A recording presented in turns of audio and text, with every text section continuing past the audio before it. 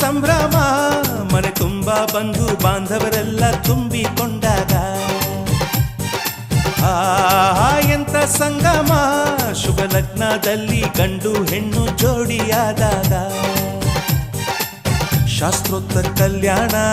ಏನ್ ಚಂದ ಕೇಳಣ್ಣ ಭೂಮಿಗೆ ಸ್ವರ್ಗಾನ ತಂದಂತೆ ನೋಡಣ್ಣ ಮನ ಬಂದ ಹಾಗೆ ಮಾಡಲು ಮದುವೆ ವ್ಯಾಪಾರ ಅಲ್ಲಣ್ಣ ಎಂತ ಸಂಭ್ರಮ ಮನೆ ತುಂಬ ಬಂಧು ಬಾಂಧವರೆಲ್ಲ ತುಂಬಿಕೊಂಡಾಗ